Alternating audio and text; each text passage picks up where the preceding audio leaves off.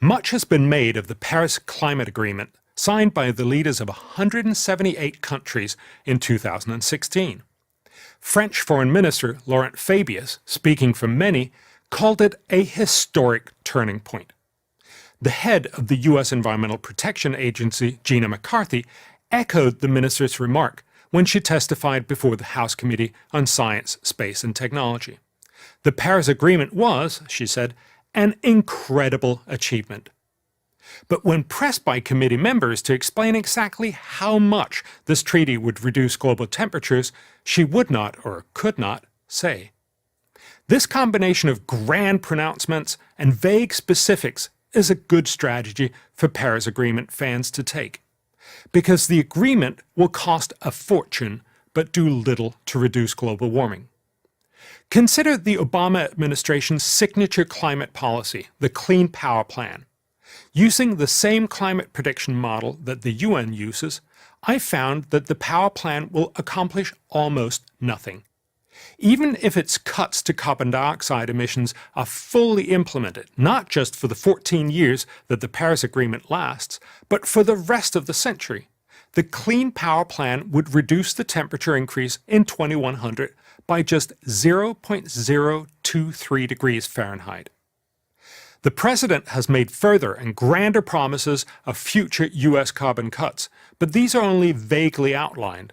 In the unlikely event that all of these extra cuts also happen and are adhered to throughout the rest of the century, the combined reduction in temperatures would be 0.057 degrees.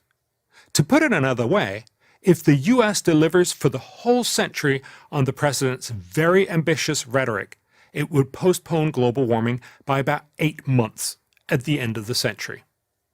Now, let's add in the rest of the world's Paris promises. If we generously assume that the promised carbon cuts for 2030 are not only met, which itself would be a UN first, but sustained throughout the rest of the century, temperatures in 2100 would drop by 0.3 degrees, the equivalent of postponing warming by less than 4 years. Again, that's using the UN's own climate prediction model. But here's the biggest problem. These minuscule benefits do not come free. Quite the contrary. The cost of the Paris Climate Pact is likely to run to $1 to $2 trillion every year, based on estimates produced by the Stanford Energy Modeling Forum and the Asia Modeling Exercise. In other words, we will spend at least $100 trillion in order to reduce the temperature by the end of the century by a grand total of 0.3 degree. Some Paris Agreement supporters defend it by claiming that its real impact on temperatures will be much more significant than the UN model predicts. But this requires mental gymnastics and heroic assumptions. The Climate Action Tracker, widely cited by Paris Agreement fans, predict a temperature reduction of 1.6 degrees Fahrenheit by the end of the century. But this prediction is based very heavily on the assumption that even stronger climate policies will be adopted in the future.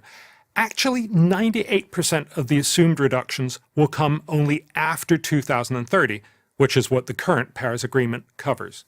And even such wishful thinking won't achieve anything close to the 2 degrees Celsius reduction that has become the somewhat arbitrary but widely adopted benchmark to avoid the worst effects of global warming.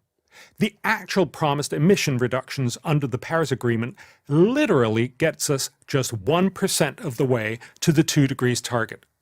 99% of what would be required is put off until after 2030. The Paris Agreement is the wrong solution to a real problem. The right solution will most likely be found through green energy research and development, like that promoted by Bill Gates and the Breakthrough Coalition. Mr. Gates has announced that private investors are committing $7 billion for clean energy R&D.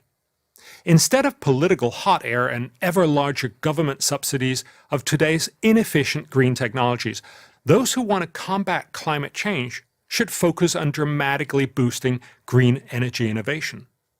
The U.S. already shows the way.